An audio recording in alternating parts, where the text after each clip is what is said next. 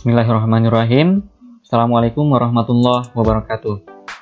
Terima kasih karena telah menyempatkan waktu berharganya untuk menonton video ini. Semoga Bapak dan Ibu dosen serta rekan-rekan mahasiswa dalam keadaan yang sehat walafiat. Amin. Video ini akan membahas perihal persilangan buatan khususnya untuk tanaman sorghum. Nah, apa sih persilangan buatan itu? Persilangan secara umum merupakan upaya untuk meningkatkan keragaman genetik pada tanaman.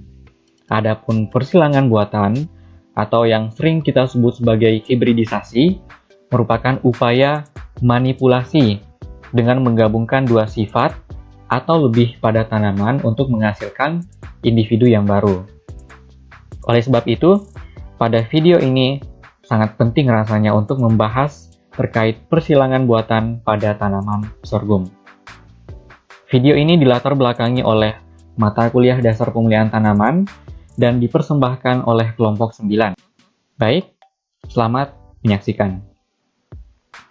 Nah, ada pepatah yang mengatakan bahwa tak kenal maka tak sayang. Sebelum membahas lebih rinci perihal persilangan buatan, maka perlu untuk mengenal lebih dalam tentang tanaman sorghum. Berikut ini merupakan klasifikasi tanaman sorghum. Di sini ada tingkatan taksonomi dari sorghum, terdiri atas kingdom, divisi, kelas, ordo, famili, genus, hingga spesies. Nah, saudara diharapkan mampu membaca dan memahaminya sendiri. Selanjutnya, perlu saudara ketahui bahwa tanaman sorghum termasuk kategori tanaman serealia dan mempunyai nilai produksi yang sangat tinggi. Tanaman sorghum banyak ditanam di daerah yang beriklim panas dan beriklim sedang. Oleh sebab itu, sorghum paling banyak dibudidaya di kawasan Asia dan Afrika. Kemudian sorghum termasuk tanaman yang menyerbuk sendiri. Bunga sorghum termasuk bunga sempurna namun tidak lengkap, karena yang sempurna belum tentu lengkap. Alasan kenapa bunga sorghum termasuk bunga tidak lengkap, karena tanaman sorghum tidak memiliki kelopak dan mahkota. Namun, bentuk mahkota dan kelopak bunga sorghum telah termodifikasi menjadi palea dan lema, yang hampir mirip dengan bunga pada padi. Nah, selanjutnya, sebelum mengetahui bagaimana hibridisasi yang baik dan benar pada sorghum, alangkah indahnya kita mengenal lebih dekat lagi terkait morfologi dari bunga sorghum sendiri. Nah, di sini ada gambar 1 yang menunjukkan susunan cabang bunga sorghum.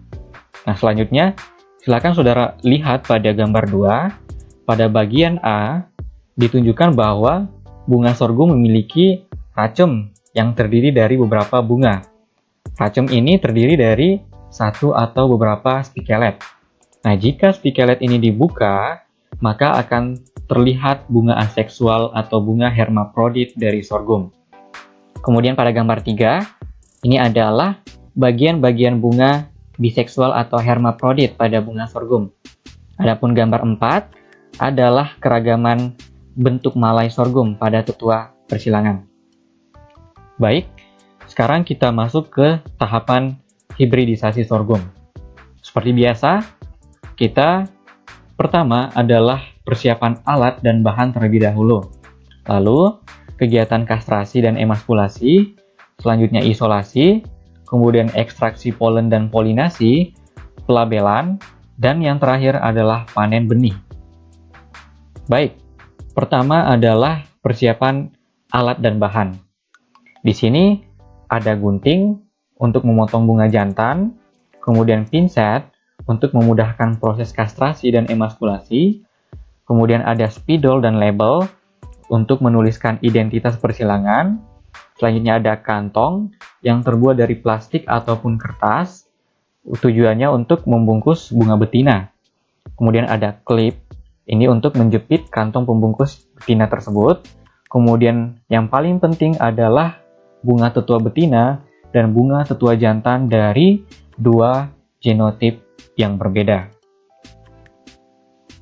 Nah, selanjutnya adalah kastrasi dan emaskulasi. Kastrasi adalah kegiatan pembuangan bagian bunga yang tidak diperlukan.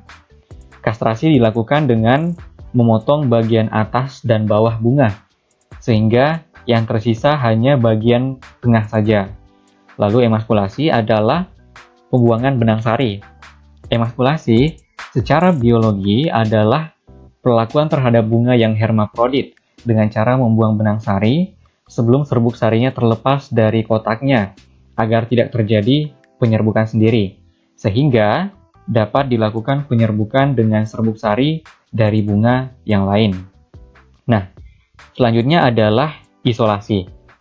Kegiatan isolasi dilakukan pada bunga betina yang akan disilangkan. Bunga betina ini yang nantinya akan disungkup menggunakan kertas sungkup yang telah disiapkan, dan pastinya saudara sudah paham betul mengapa harus dilakukan isolasi. Kemudian, dilakukan ekstraksi polen dan polinasi. Nah, pada tahap ini dilakukan persiapan pada putik dan polen yang sudah siap. Untuk selanjutnya dilakukan polinasi. Nah, selanjutnya adalah pelabelan. Di sini ada beberapa hal yang harus diperhatikan dalam membuat label. Nah, yang pertama, harus mencantumkan tetua betina dan tetua jantannya. Kemudian yang kedua adalah waktu polinasi. Kemudian yang ketiga adalah spidol permanen. Tentunya agar identitas dari tanaman yang dilakukan persilangan buatan ini tidak hilang nantinya. Nah, kemudian adalah panen benih. Ini adalah tahap yang terakhir. Jadi di sini ketika tanaman sorghum telah siap untuk dipanen, tahapan pertama yang dilakukan adalah pemotongan malai. Kemudian, setelah malai dari sorghum telah terkumpul, dilakukan penjemuran. Nah, selanjutnya, setelah itu dilakukan perontokan benih. Dan selamat, sorghum hasil hibridisasi telah dihasilkan dan telah diperoleh. Dan ini adalah daftar pustaka, karena kita selalu mengacu kepada keilmiahan. Dan yang terakhir, ini adalah slide yang selalu dinantikan oleh rekan-rekan semua. Terima kasih atas segala perhatiannya. Mohon maaf atas segala kekurangan. Kita sama-sama belajar dan akan terus belajar. Semoga bermanfaat. Sekian dari kelompok 9. Tetap jaga kesehatan. Dan Assalamualaikum warahmatullahi wabarakatuh.